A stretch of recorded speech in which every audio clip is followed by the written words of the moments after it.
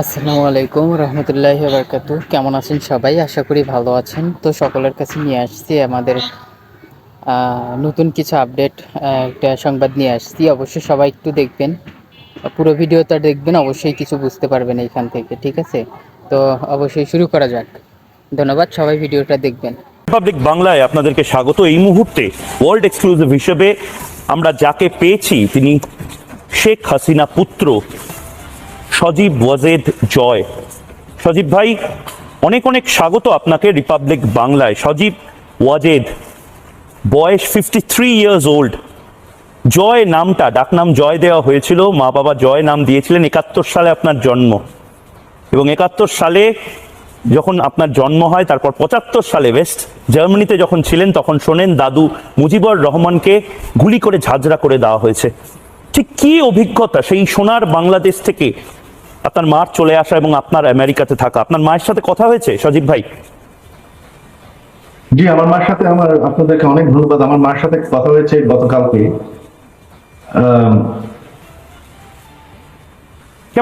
কেমন আছেন আপনার মা? স্ট্রেসে আছেন?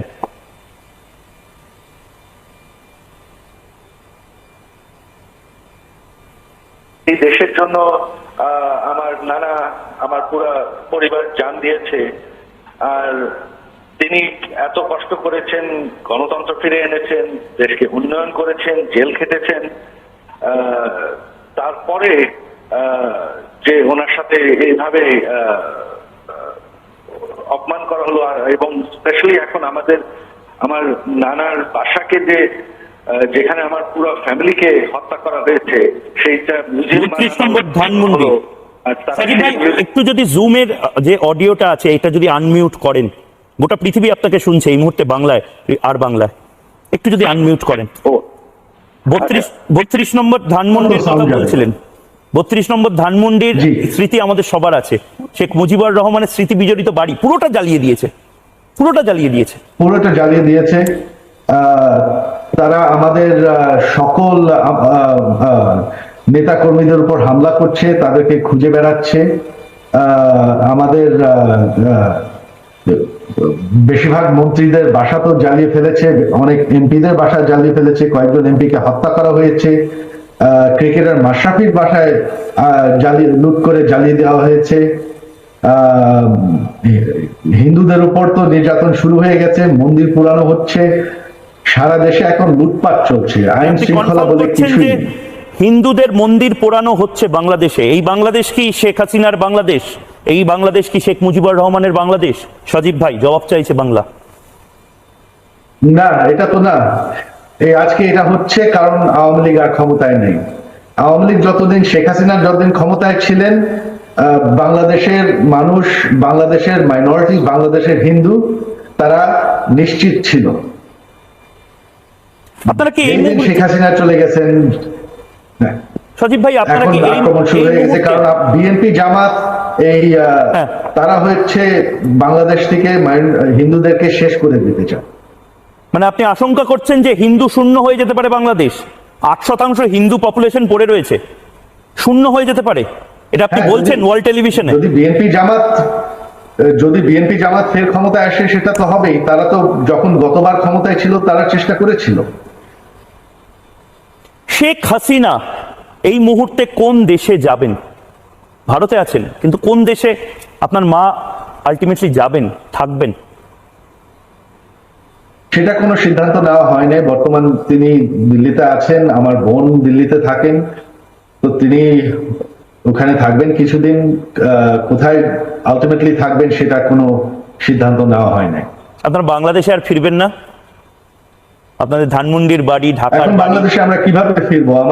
আমাদের বাড়ি তো পুড়িয়ে ফেলেছে, আমাদের সকলের বাড়ি পুড়িয়ে ফেলেছে। তারা তো আমাদেরকে জানে মারার চেষ্টা করছে। বাংলার মানুষ যদি এটা চেয়ে থাকে, এখন আমরা কি করব? অভিমান, আমরা খুবই হতাশ। বাসায় না ফিরতে পারার অভিমান। সজীব ভাই, শেখ হাসিনা এক রাতের নোটিসে তাকেও এরকম ভাবে বাংলাদেশ থেকে চলে আসতে হলো। এতটা ভয়ঙ্কর মৌলবাদীদের আক্রমণ বাংলা জুড়ে।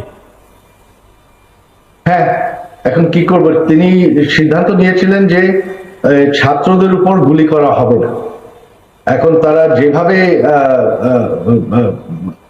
আক্রমণ করতে আসলো, তখন দেখা গেল যে ওনার পদত্যাগ করার ইচ্ছা ছিল, তিনি প্ল্যান করে ফেলেছিলেন পদত্যাগ করার একদিন আগেই। তবে ওনার প্ল্যান ছিল যে ভাষণ দিয়ে পদত্যাগ করে একটি কনস্টিটিউশনাল ভাবে যাতে একটা শৃঙ্খল ট্রান্সফার অফ পাওয়ার হয়, সেটা ছিল ওনার প্ল্যান।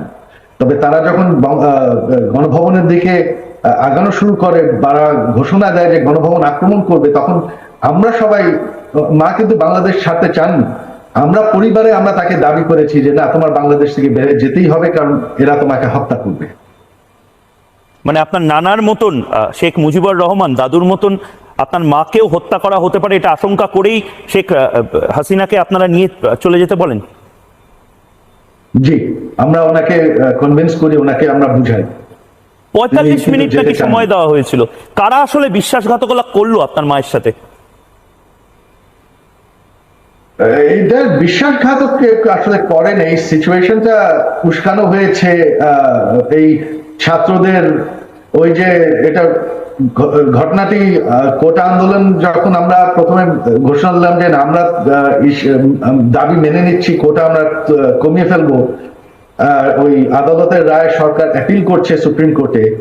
তো সেদিন রাত্রে 15 জুলাই রাত্রে ঢাকা বিশ্ববিদ্যালয়ে একটি গ্রুপ মার্চ করে তারা ইয়া দেওয়া শুরু করলো যে আমরা রাজাকার, আমরা রাজাকার। এটা কারা করেছে ঠিক কেউ জানে না। ঠিক আপনারা কি সন্দেহ করছেন আমেরিকান, আমি সোজাসুজি জিজ্ঞেস করছি, আমেরিকান ডিপ স্টেট বা পাকিস্তান বা চায়না কোনো বিদেশি শক্তির হাত থাকতে পারে বলে আপনার মনে হচ্ছে? হ্যাঁ, আমার অবশ্যই মনে হয় আছে। তবে চায়না এর সাথে জড়িত না। চায়না কোনোদিন আমাদের ইন্টারনাল অ্যাফেয়ার্সে হাত দেয়নি। শুধুমাত্র পাকিস্তান আর মার্কিন যুক্তরাষ্ট্র দিয়েছিল। চায়না কেন শেখ হাসিনার এত বিরুদ্ধে চলে গেল? চায়না এমন একটা ষড়যন্ত্র করলো যে গোটা দেশের থেকে আপনাদের ক্ষমতা হাত থেকে বেরিয়ে গেল। কেন? কারণটা কি? আপনার কি মনে হয়? না, চায়না এই ষড়যন্ত্র করে নাই। চায়না এর সাথে জড়িত না, সেটা আমি নিশ্চিত। আমেরিকা যুক্ত? বলতে পারি না, হতে পারে। আমাকে একটা কথা বলুন জয় ভাই, সজীব ভাই, এই যে আপনাদের চলে যাওয়াটা এবং তার পাশাপাশি জামাত এবং বিএনপির যেভাবে হিংস্র নখ দাঁত বেরিয়ে পড়ছে, বাংলাদেশের উন্নতির জন্য এটা কতটা ভয়ঙ্কর? আমরা দেখছিলাম চোখের সামনে ভারতীয় হয়ে বাংলাদেশ জিডিপিতে এগোচ্ছে, বাংলাদেশ উন্নয়ন করছে, বাংলাদেশের চাকরি আসছে, ট্রেন লাইন হচ্ছে। ভারতের বন্ধুত্ব আসলে কি বাংলাদেশের জন্য ভালো না খারাপ? না, ভারতের বন্ধুত্ব তো অবশ্যই ভালো। তবে উন্নয়ন হচ্ছিল শুধুমাত্র শেখ হাসিনার জন্য, ওনার পরিশ্রমের জন্য, ওনার সরকারের জন্য। এটা বাংলাদেশের 75-এর পর থেকে একটি মাত্র সময় 15 বছর, যেটাকে কিন্তু বাংলার মানুষ মনে রাখবে as a golden period of Bangladesh. তবে সেই উন্নয়ন কিন্তু এখন থেমে গেল। এখন আজকে দেখছেন যে এটা তো মানে কি বলবো, এনআরপি চলছে। আর বিএনপি জামাত দুবার ক্ষমতায় ছিল, তারা তো একবারও কোনো উন্নয়ন করতে পারেনি।